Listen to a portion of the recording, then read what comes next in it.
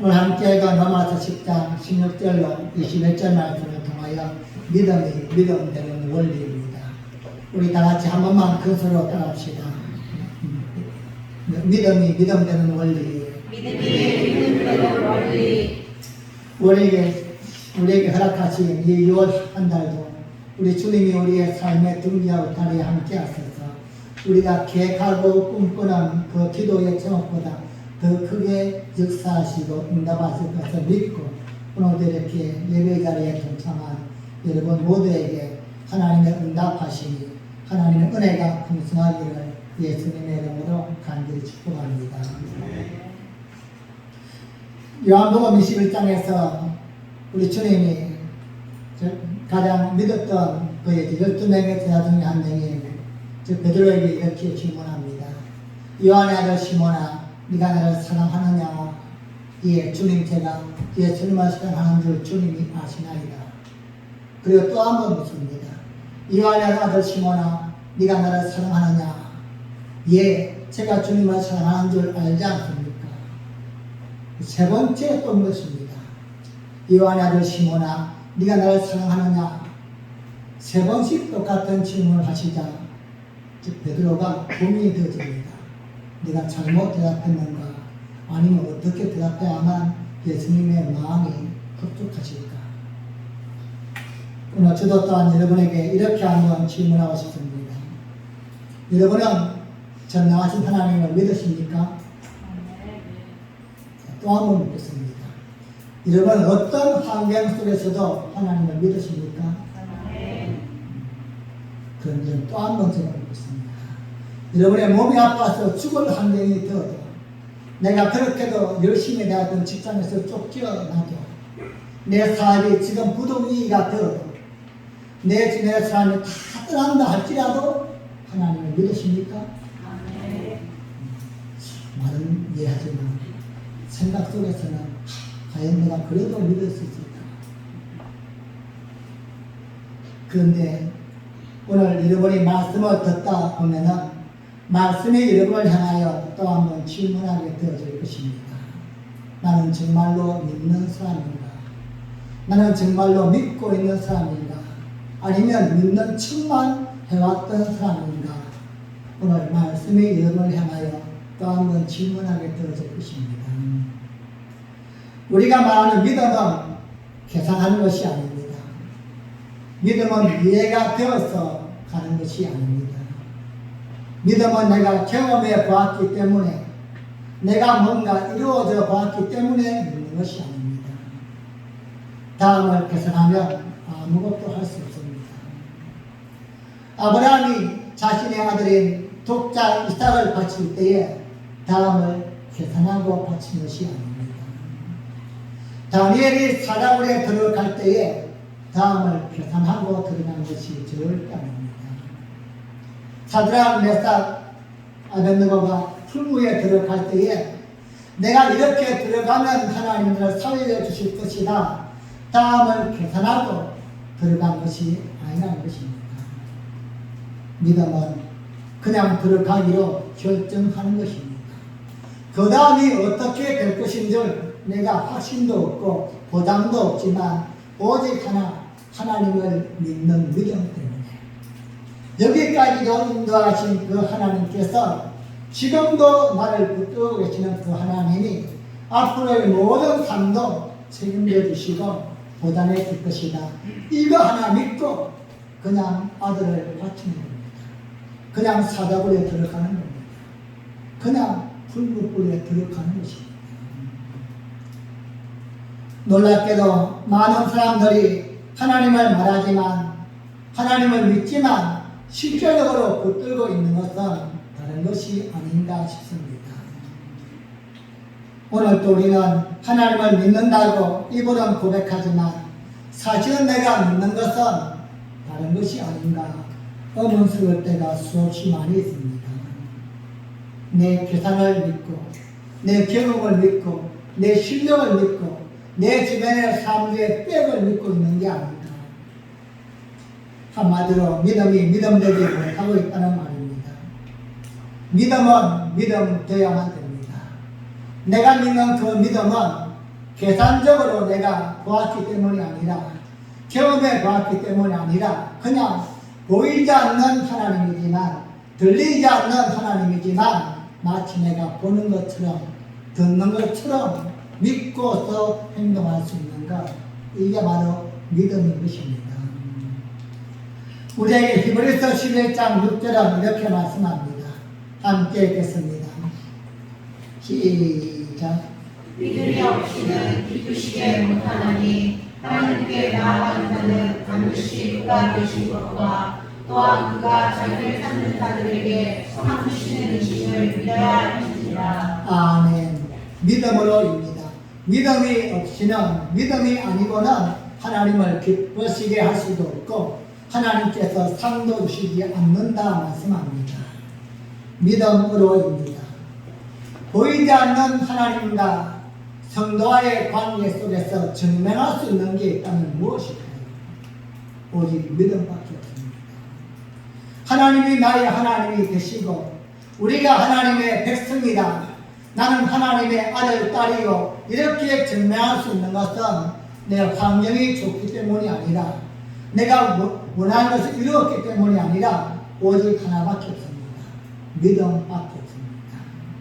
보이지 않는 그 하나님, 들리지 않는 그 하나님, 느낄 수 없는 그 하나님을 보이는 것처럼 생각하고 들리는 것처럼 순종하며 마치 내가 느끼는 것처럼 삶을 겪어가는 것, 바로 믿음으로만 사는 것입니다. 오직 믿음으로만 표현될 수밖에 없습니다. 믿음이 중요합니다. 교회 안에서도 믿음 없는 예배, 믿음 없는 기도, 믿음 없는 헌신 온전할 수 없습니다. 가장 먼저 필요한 것은 믿음입니다. 내 힘으로, 내 감정적으로, 내 기분 따라 움직이는 신앙이 아니라 믿음이 아니면 하나님은 아무것도 아니다 말씀합니다. 믿음 되어야 됩니다. 오늘 이 아침의 본문은 믿음 되는 원리를 우리에게 소개하고 있는데 그 첫 번째가 하나님의 말씀을 바로 들어야 합니다. 로마서 10장 17절 말씀입니다. 다 함께 시작. 그러므로 믿음은 들은 자마다 들은 그리스도의 말씀으로 말미암으니라. 아멘. 믿음은 들음에서 나며 들음은 예수님의 말씀으로 시작되어진다. 즉 하나님의 말씀으로부터 시작되어진다 강조합니다. 사랑하는 여러분, 로마서를 통해서 자신의 마음을 표현하고 있는 바울의 안타까운 심정이 무엇입니까? 자신을 통해서, 바울을 통해서 증거되어지고 선포되어지는 이 복음을, 이 믿음을 이스라엘 백성들이, 자신의 주변에 있는 사람들이 듣지 않고 믿지 않았다는 것입니다. 단순하게 생각하면 바울이 어떤 인물입니까? 별만큼 배웠고 땅 가질 만큼 가졌고 세상에서 부족함이 없는 그러한 자가 어느 날 내 힘으로 사는 것이 아니라 예수님을 만나고 보니까 모든 걸 다 내려놓고 오직 하나님만 섬기며 믿음으로 사는데 이것이 진정한 행복이요 구원의 가치임을 깨닫고 주변에 있는 사람들에게 복음을 증거하는데 이 말을 듣지를 않는 겁니다. 믿지를 않는 겁니다.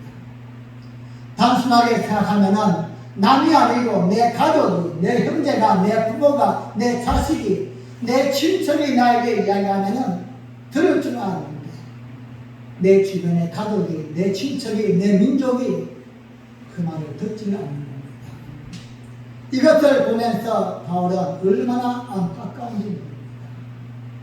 그 안타까움이 로마서 9장에 이렇게 표현합니다. 로마서 9장 1절로 3절 말씀입니다.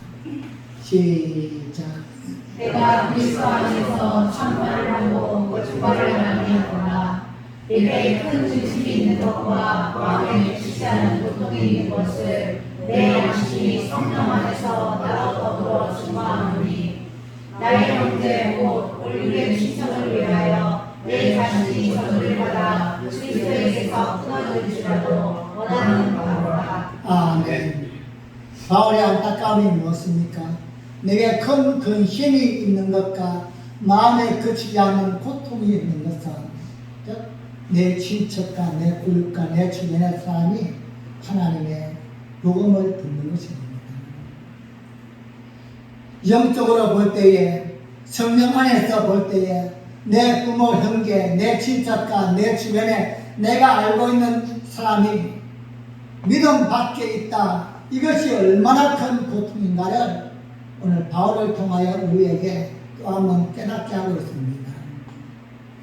바울은 내 부모, 형제와 친척들이 믿음을, 복음을 받아들일 수만 있다면 바울 자신은 저주를 받아서 자신은 천국에 못 가도 상관이 없고 자신은 지옥 가도 상관이 없을 만큼 역설적인 표현으로 우리에게 보여주고 있습니다. 믿음 되어야 된다는 것입니다. 믿음은 들음에서 나며 들음은 그리스도의 말씀으로 말미암습니다. 여러분 쉽지 않습니까? 그냥 들으면 된다는 거예요. 너희에게 믿음이 생기기 위해서는 돈을 100억 좀 가지고 와라. 너희가 믿음을 갖기 위해서는 그 얼굴 가지고는 안 되니까는 성실을 좀 하고 와라. 너희가 좀 착해야만 믿음을 소유할 수 있다. 이렇게 이야기한다면은 우리는 참 어렵습니다. 100억도 없을 분들은 이 얼굴로도 안 되고 우리는 참 그런데 믿음은 들어오면서 난다는 겁니다. 믿음은 하나님의 선물입니다. 여러분 쉽지 않습니까? 이것보다 쉬운 게 뭐였습니까? 뭐 땅을 뭐 일매라 팔아든지 뭘 하라든지 이게 아닌 거예요. 그냥 하나님의 말씀을 들으면 된다는 거예요. 문제는 믿어지는 사람에게는 이게 쉬운데 믿어지지 않는 사람에게는 이것만큼 또 어려운 게 없는 겁니다. 오늘 여러분과 저는 누구보다 쉽게 예수를 믿고 복음을 받아들인 것 같지만 정작 바울이 지금 그렇게 마음 아파하고 있는 이스라엘 백성들, 자기 친족과 친척들 주변의 사람들은 그렇게 들려줬지만 믿음이 믿음되지 못하고 복음이 복음되지 못했다는 것입니다. 이것만이 아니지 않습니까? 오늘 우리네 주변에도 여전히 많은 사람들에게 그 믿음이 복음이 거절당하고 있습니다. 믿음 되기 위해서는 하나님의 말씀이 먼저 들려줘야만 됩니다. 그리고 그 말씀을 먼저 들어야만 됩니다. 마땅히 믿어야 할 사람인데 분명히 열심을 내어야 할 사람인데 믿음이 믿음되지 못하고 있는 안타까움입니다. 중요한 것은 이스라엘 백성이 믿음이 믿음되지 못하고 복음이 복음되지 못한 이유가 무엇입니까? 이들이 듣지 않았어가 아니라는 것입니다. 이게 중요한 겁니다. 결론적으로 이야기하면 듣지 못해서 믿지 않는다는 것입니다. 수없이 들었고 수없이 알매도 불구하고 그들은 믿지 않았다는 것입니다. 그래서 믿음이 믿음되는 두 번째 원리는 순종함으로 드려야만 합니다. 오늘 우리 또한 하나님의 말씀을 수없이 들어봤지만 어쩌면 우리의 믿음이 믿음 아닐 수 있습니다. 순종으로 연결되지 않는 믿음은 믿음이 아니다 말씀입니다. 여러분 이 땅에 사는 수많은 사람들이 하나님에 대하여 들어보지 않은 사람이 누가 있을까요? 하지만 그들은 믿음이 믿음되지 못했습니다. 우리 또한 성전에 앉아있는 것이 중요한 게 아니라 순종함으로 듣지 않는다면 이것 또한 믿음이 아니다. 오늘 로마서는 결론을 짓고 있습니다. 바울은 18절에서 시편의 말씀을 인용합니다. 로마서 10장 18절 말씀입니다. 다 함께 시작. 그러나 내가 말하는 일이 저희가 듣지 않으면요 그렇지 아니하다. 그 소리가 온 땅에 퍼졌고 그 말씀이 땅 끝까지 이르렀구나 하느니라. 아멘. 이상하지 않습니까? 들었는데 듣지 않았다 무슨 말입니다. 여러분 들었는데 듣지 않았다. 이 속에는 무슨 의미가 담겨 있을까요? 듣지 못한 것이 아니라 들었다는 것입니다. 들었지만 그들은 듣지 않았다 말씀합니다. 하나님의 음성은 들었지만, 하나님의 말씀은 들었지만, 성경의 말씀은 알지만, 문제는 우리의 생활 속에서 그 말씀이 말씀되지 못했다 이것입니다. 알지 못했어가 아니라 성경을 누구 봐도 머리에 다 외우고 있고 암송하고 수없이 읽었고 하나님의 말씀을 들어서 수없이 알고 있지만 들었지만 듣지 않았다. 내 생활 속에서는 예수 믿기 전이나 지금이나 아무런 변화가 없다는 것입니다. 이게 바로 들었으나 듣지 않았다는 것입니다. 생각 속에서는 복음이 복음되고 있는데 내 마음 속에서는 나는 하나님을 믿고 있는데 내 개인적으로 생각할 때는 나는 신앙심이 좋고 잘 믿고 있다 이렇게 생각되어지는데 남들이 볼 때는 아닌 것입니다. 저 사람은 믿음이 없는 것입니다. 여러분, 믿음은 들음에서 난다 했는데 왜 저들은 믿음되지 못했습니까?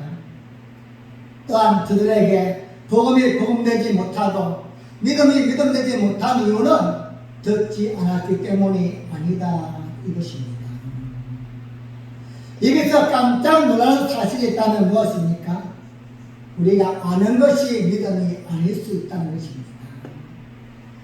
내가 하나님에 대해서 잘 알고 있고 설명을 잘할 수 있고 내가 누군가에게 이야기할 수 있을 정도만큼 하나님에 대해서 예수님에 대해서 십자가에 대해서 잘 알고 있다 할지라도 이것이 믿음이 아닐 수가 있다는 것입니다.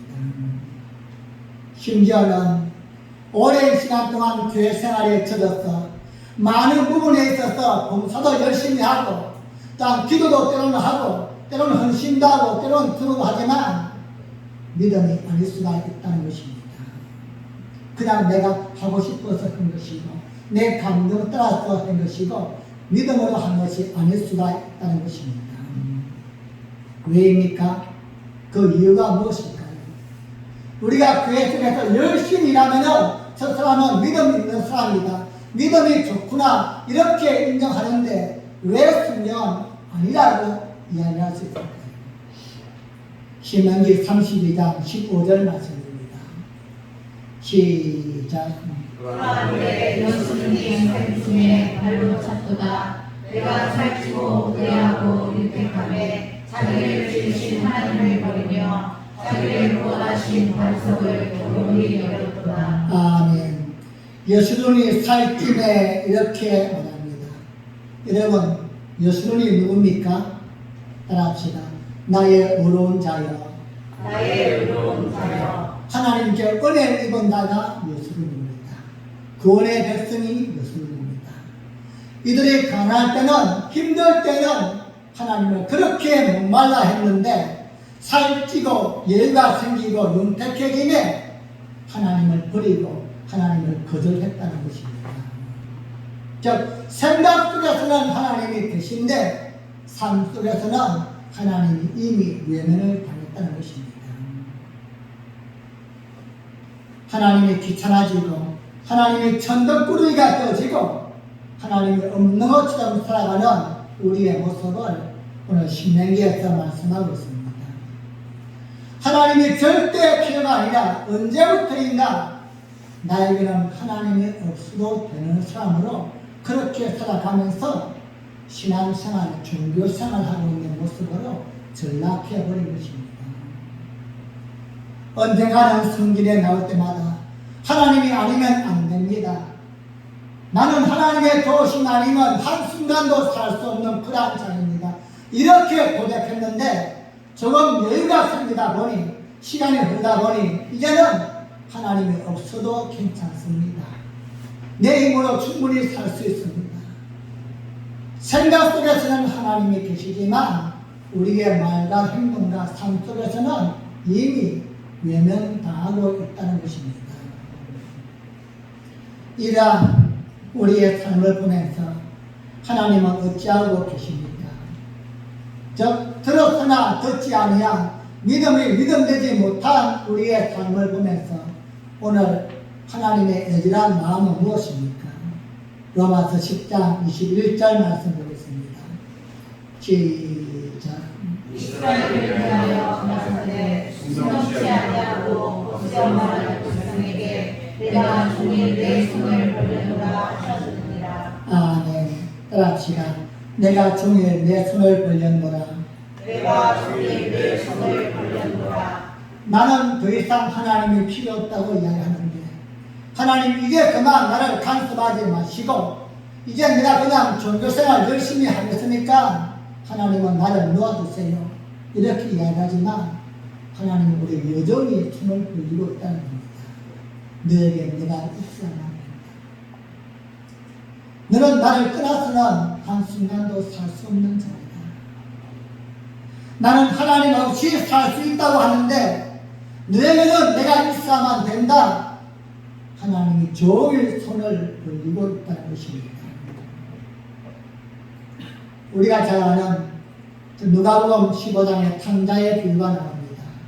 둘째 아들이 아버지와 함께 살다가 이제 나이도 먹고 성장하여서 자신의 꿈대로 살고 싶어서 아버지에게 미리 재산을 달라고 합니다. 그리고 집을 나갑니다. 이제 나도 큰 만큼 컸고 돈도 있고 힘도 있으니 아버지의 잔소리가 아니라 내 마음대로 뭔가 한번 좀 살아보고 싶은 것입니다. 그런데 집을 나간 그 순간부터 아버지는 무엇을 합니까? 아들이 돌아오기를 기다리면서 준비합니다.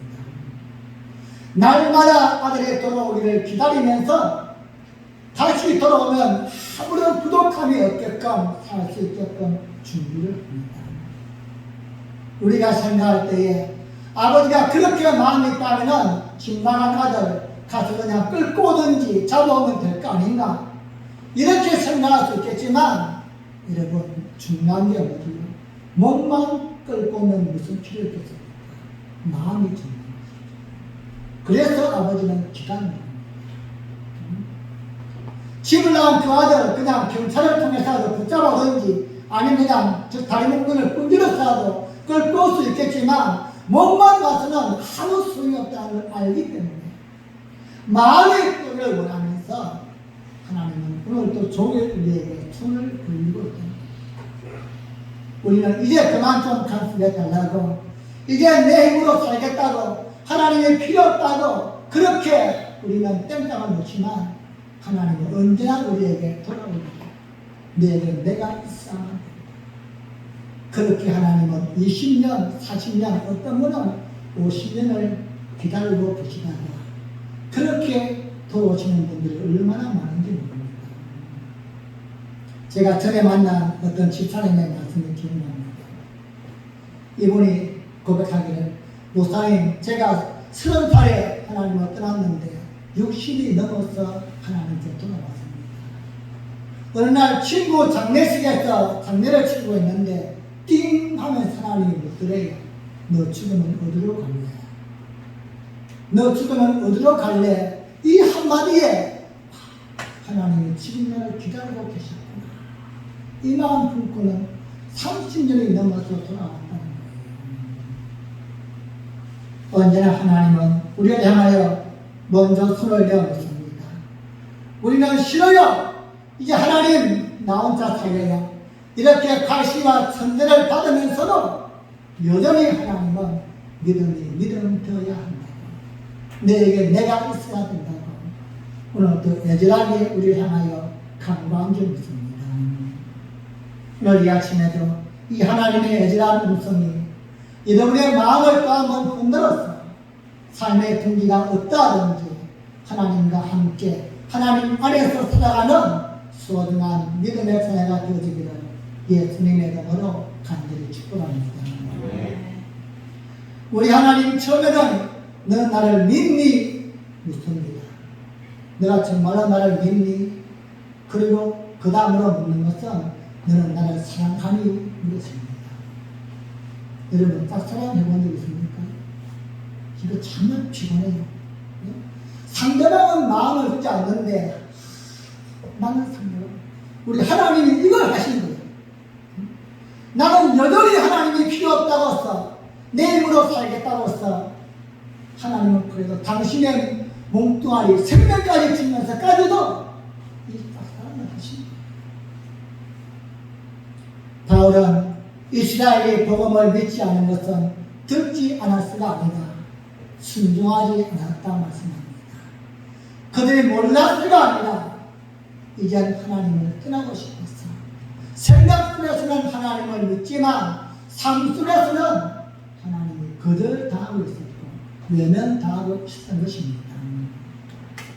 믿음은 들음에서 나며 여기에서 듣는다는 것은 지식적인 것이 아닙니다. 우리의 경험을 통해서 순종을 이야기합니다. 가정에서 가끔씩 우리 학생들이 게임에 열심히 그냥 집중하고 있으면 엄마나 아빠가 이야기합니다. 아들 게임 그만하고 공부해. 예 알았어요. 그럼에도 불구하고 여전히 게임에 충만합니다. 그러면 엄마가 어떻게 하죠? 아들 왜 말 안 듣는 거야? 이 말은 왜 대답 안 했느냐 이것이 아니라 왜 행동하지 않느냐 이걸 묻는 거예요. 들었으나 듣지 않은 것입니다. 대답한 것이 중요한 것이 아니라 그런 게임을 접고서 공부를 해야만 되는데 행동하지 않는 것 바로 이것이 믿음되지 못했다는 것입니다. 사랑하는 여러분, 믿음이 믿음 되는 것은 복음이 복음 되는 것은 말씀을 아는 것이 아니라 말씀을 듣는 것이 아니요 우리의 삶 속에서 경험적으로 나타나야만 되는 것입니다. 여러분 하나님이 어떤 분이신 줄 하나님이 우리에게 어떻게 약속하셨고 나를 통하여 어떻게 기적을 이루어 나가시고 역사를 만들어 가실 것이다. 이걸 내가 알고 믿는다면 삶 속에서 그렇게 뭔가 보여줘야만 된다는 겁니다. 오늘의 삶의 동기는 땅 짓고 헤엄친다 할지라도 이것은 그나마도 잘됐구나. 하나님이 약속했으니까. 뭔가 하나도 뭔가 증명되어지고 표현되어지는 것 이것이 바로 믿음이 믿음되어지는 것입니다. 우리는 하나님을 믿는다고 이야기합니다. 어떤 환경 속에서 하나님을 믿는다고 고백하지만 실제적으로 우리의 삶 속에서 얼마만큼 내가 고백되어지고 증명되어지고 있느냐. 사랑하는 여러분, 세상의 모든 것은 우연히 될 수 있습니다. 사업도, 성공도, 출세도, 건강도, 제가 볼 때 심지어는 대통령도 그냥 우연히 될 수 있는 것 같아요. 내가 막 그냥 태어날 때부터 그냥 되어야지 이런 게 아니라 우연찮게 그냥 갑자기 되는 것 같아요. 여러분 이 땅을 살면서요 알아서 사는 사람 있습니까? 없습니다. 때로 보면은 많이 배운 사람들이 더 보면은 막 헤매는 것을 우리가 볼 수 있어요. 그 사람은 배울 만큼 배웠고 자기 생활 잘 해나가는 것 같은데 그게 아닌 거예요. 가끔씩 말입니다. 자, 주식은 이렇게 하면은 부자가 됩니다. 이렇게 하면 돈 법니다. 이런 사람 보면은 더 헤매는 것을 봐요.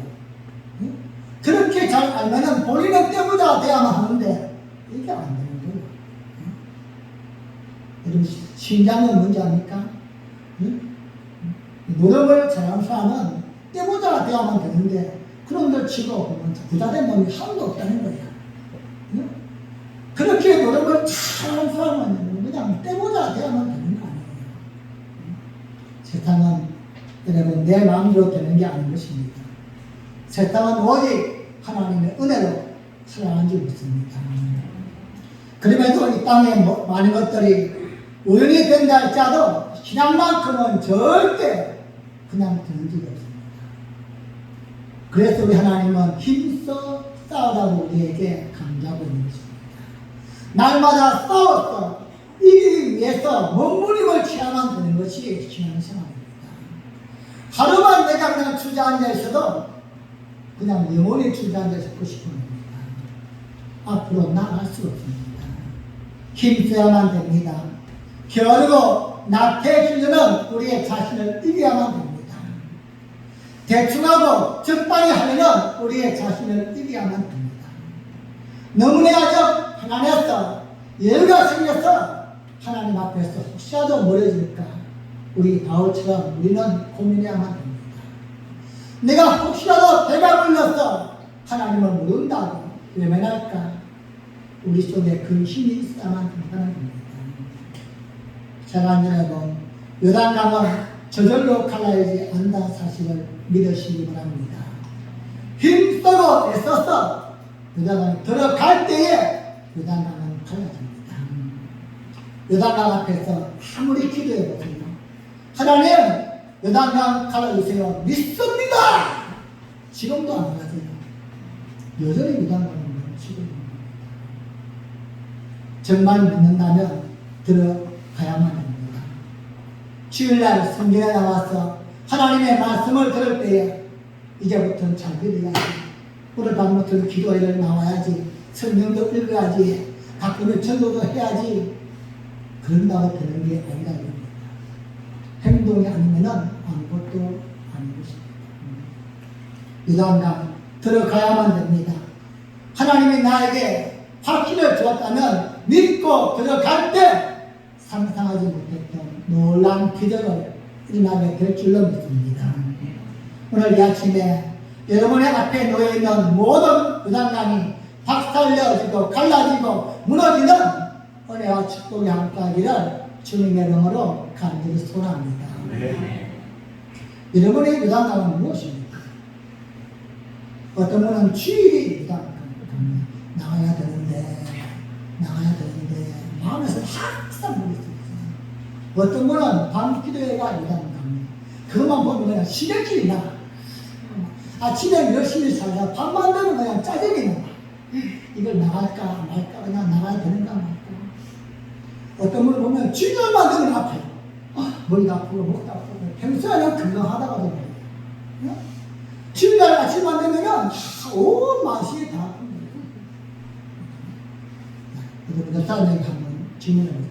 나는 이게 요단강 가는데 당신은 뭐가 요단강이라고 한번 물어보세요. 아니 그것도 왜 물어보십니까? 요단강이 없어서 그렇습니까? 여러분, 우리 힘써야만 됩니다. 우리 주님도 힘쓰고 애썼습니다. 우리의 믿음의 선배들도 그냥 된 것이 아닙니다.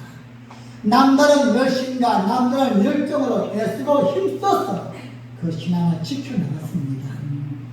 저절로 되지 않습니다. 주여 요단강 갈라지게 하여 주시옵소서. 하나님 저 요단강 갈라지게 갈라질 줄 믿습니다. 백날 기도해도 안 갈라집니다.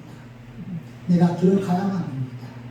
그러나 믿음과 확신이 있다면 발을 들어놓을 때 하나님이 또 한 번 놀라운 기적을 이루어갈 줄로 믿습니다. 사랑하는 여러분, 아무리 힘들어도 아무리 바빠도 아무리 어려워도 마음에 감동이 있다면 행동하시기 바랍니다. 내가 몸뚱아리 아파도 내가 주일날 교회 나가서 죽어야지 이런 마음 들고 오는 거예요. 그러면 오다가 보면 나을지 말씀을 듣다 나을지 어차피 집에서도 아픈 거예요. 똑같이. 그죠? 그러나 교회 와서 예배를 드리면 마음이라도 그냥 편할 거 아니야. 응? 내 아파서 여러분 집에서 그냥 끙끙 앓고 있으면 온갖 생각이 다 섭다지만 거. 하지만 그럼에도 불구하고 하나님께 예배를 드리면 마음에도 기쁠 거 아닙니까? 우리 하나님도 예뻐서 말입니다. 나쁘게 이렇게 어떻게 하라고요? 응? 여러분 힘쓰고 애쓰는 믿음이 되기를 바랍니다. 들었지만 들었지 않았다. 믿음이 믿음 되기 위해서는 순종이 따라야 합니다. 순종 없는 믿음은 믿음이 아니라는 사실. 오늘 내 믿음이 진정으로 믿음인가? 내가 하나님 믿고 있는 사람이었는가? 여러분 스스로 또 한번 참문해보는 이러한 시간이 되었으면 좋겠습니다. 마지막 세 번째로 믿음이 믿음 되기 위해서는 말씀이 말씀되어야 됩니다. 나에게 주신 그 말씀이 확신의 말씀이 감동의 말씀이 우리의 삶 속에서 나타나야만 된다는 것입니다. 열매가 나타나고 축복이 나타나고 기적이 나타나고 뭔가 새로운 길이 열리고 이것이 바로 믿음이 믿음 되어지는 것입니다. 여러분 믿음은 하나님 안에서 이루어나가는 축복의 통로입니다. 믿음은 사람이 개선하고 또한 방법을 찾기 위해서 만드는 게 아니라 믿음은 하나님이 주시는 것입니다. 그래서 다니엘은 믿음으로 사자굴에 들어갔을 때에 말도 안 되는 사자 입이 빡 닫혀지는 거예요. 여러분 지금까지 사자가 입을 닫는 적이 없는 거예요. 그런데 하나님이 거기다 혼자 발라버린 거예요. 사드락 메삭 아벤노가 믿음으로 들어갔을 때에 그 불불이 그렇게 뜨거웠지만 그 불을 지피는 사람이 타서 죽을 만큼 뜨거웠지만 불 속에서도 근근하게 하나님이 도와주는 것입니다. 믿음은 우리의 삶 속에서 정면되어져야만 합니다. 이것이 진정한 믿음입니다. 여러분의 주신 작은 감동이 있습니까? 작은 말씀이 있습니까? 그거 붙들고 시작하시기 바랍니다. 여러분 너무 큰 거 기대하지 마십시오. 우리 인간의 한정이 뭔가면 우리는 한 방에 뭔가 하고 싶어요. 인생 역전, 로또가 되기를 했다고 그래요. 이제 로또가 되도 말입니다. 6등부터 돼야 돼요. 6등, 5등. 그럼 좀 긴장감도 있고 이렇게 또 해야만 됐구나. 또 되겠구나. 근데 6등도 한 번 안 된 사람이 항상 1등만 기대해. 그러니까 하나님 말하세요. 야, 너 6등도 안 되는데 기도해. 6등 되게부터 기도해. 1등이 문제가 아니야. 언제 우리 하나님은 작은 걸 주십니다. 오늘 우리 근사님이 기도할 겁니다. 엘리야가 이런 폭풍을 내리며 손바닥만한 불을 하나 굽습니다. 이것 무엇은 이제 됐구나. 가자. 이제 비가 올 것이다. 잠시 그냥 수락비가 내는 거예요. 우리 그냥 먹구름이 몰려와야만이 그때 들어서 이제 하나님 하시는구나. 이런 그게 아닌 거예요. 하나님이 작은 기회 주십니다. 작은 기회. 기도하는 사람들을 통하여서 강단을 통하여서 뭔가 들려오는 이거 한번 해야만 되는데 이거 지금 해보고 싶은데 그 첫걸음이 유달만을 가르고 홍해를 가르고 이리고서는 물렀던 것입니다. 여러분 말씀이 말씀대로 믿음이 믿음되기 위해서는 우리의 삶의 현장 속에 작은 기적이 작은 은혜가 작은 말씀이 나타나야만 되는 줄 믿습니다. 믿음이 믿음되기 위해서는 말씀이 말씀되어야만 됩니다. 여러분이 받은 말씀 놓치지 마시기 바랍니다. 마귀는 우리의 가장 유혹하고 가장 많이 흔드는 게 뭔지 아십니까? 하나님의 말씀입니다. 그 정도로 한번 제가 딱 떼어볼까요? 여러분 지난 주일날 들었던 말씀 이거 일주일 동안에 한 번이라도 생각한 사람이 있으면 힘들어요. 지난 주일날 들었던 말씀 제목이나 알던가? 물어보면 제가 잘 모르죠. 제목도 몰라요. 그래서 마귀는 이 말씀이 말씀되지 못하냐는 겁니다. 말씀이 우리 속에서 뿔을 내야만이 상한 마음, 깨어진 마음, 눌린 마음, 건식된 마음이 다 치유되어지고 열매가 맺혀지는데 이 말씀의 뿔이 없거든요. 말씀을 듣는 게 중요한 게 아니요. 말씀이 내 속에서 말씀되어야만 됩니다. 그래야 나는 가장 행복한 사람이다. 내가 돈 없지만, 뼈 없지만, 실력 없지만 나는 예수님이 함께하지 않는다. 내가 예수 만난 것이 가장 큰 축복이다. 이렇게 나 혼자서 그냥 미친놈처럼 흥얼흥얼거리면서 일주일 동안 살면 뭔가 바뀌어져요. 내가 먼저 행복하고 기쁘고 바뀌어지게 된다는 겁니다. 여러분 내가 바뀌면 주변이 다 바뀌어요. 꽃도 이쁘게 보이고 사람도 이쁘게 다 이쁘게 보이는 겁니다. 근데 내가 이거 짜증나게 나보세요. 요만큼을 가서 다 싫어버려. 다 미워버리는 겁니다. 마귀는 가장 먼저 우리 속에 말씀이 말씀되지 못합니다. 여러분 예배를 들 때도 하나님은 우리의 말씀을 주시는데 마귀는 말씀을 듣지 못하게 합니다. 앉아서 졸다가 가든지 딴 생각만 하든지 아니면 핸드폰에서 머리나 찾아보고 있어요. 여러분이 일찍 교회 오시면 제가 부탁을 드립니다. 절대 사람과 이야기하지 마십시오. 하나님 만나러 왔습니다. 그런 문인사만 하신 후에는 기도하세요. 하나님 오늘 나에게 어떤 말씀을 주시렵니까? 내 인생을 바꿀 수 있는 어떤 기회를 주시렵니까? 하나님은 능력의 하나님이시여 죽은 자를 살리실 수 있는 그러한 분이신데 오늘 나를 부르신 것은 하나님 이 자리에 가장 복된 자인 것은 더 중요한 사람이 왔기 때문이 아니라 하나님이 계시기 때문입니다. 날 여기에 불러줬는데, 가장 복된 자리에 불러줬는데 무슨 말씀을 치니까 들을 수 있는 귀가 열리게 하시고 마음이 열리게 하시고 감동되게 하여 주옵소서. 여러분 이걸 위해서 기도하십시오.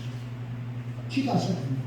그렇게 기도한 후에 장단의 찬양을 통하여 또 은혜를 착 베푸시고, 그러면 설교 별로 할 게 없어요. 그냥 해도 그냥 그렇구나, 해도 그렇구나, 다 들려지게 된다는 겁니다. 하지만 들었지만 듣지 않았다. 우리의 마음에 씨앗을 뿌렸지만 그 씨앗이 뿌리를 내지 못한 것입니다. 여러분 한 주간 동안에 주신 말씀 붙들고 사시기 바랍니다. 제가 한 달 동안 제가 그렇게 너무 희망사항이죠. 일주일 동안 말씀 제목이라도 붙들면서 기도할 때마다 하나님 믿음되는 원리를 제가 알았는데 어떻게 하면 되겠습니까? 그렇게 이번에서 선포하다 보면 하나님이 또한 기회를 주시는 겁니다. 사랑하는 여러분, 말씀을 가까이 하시기 바랍니다. 우리의 무너진 신앙이 회복되었다. 이걸 무엇으로 증명할 수 있을까요? 어느 날 시험에 들었다가 또한 교회를 쉬었다가 또한 멀리 갔다가 다시 하나님께 돌아왔다. 그 증거가 무엇일까요? 이 사람은 신앙이 지금 점점 성장하고 있구나. 이 유일한 증거는 예배드리는 숫자가 아닙니다. 기도하는 시간도 아닙니다. 말씀을 가까이 하는 증거입니다. 하나님은 말씀이십니다. 그동안 나왔던 말씀을 읽기 시작하고 듣기 시작하면서 하나님을 더욱더 새롭게 알아가고 하나님께 가까이 나가게 되는 거예요. 그래서 우리의 믿음 될 수 있는 또 하나의 마지막 비결은 바로 말씀이 말씀되어야 됩니다. 사랑하는 여러분, 말씀을 읽고 듣고 연구하시기 바랍니다. 그 말씀이 여러분을 또 한번 이끌어가게 될 것입니다. 여러분의 마음을 치유하고 마음에 희망을 주고 용기를 주고 내가 한 번도 가보자는 그 신앙의 여행을 말씀이 이끌어가게 될 것입니다.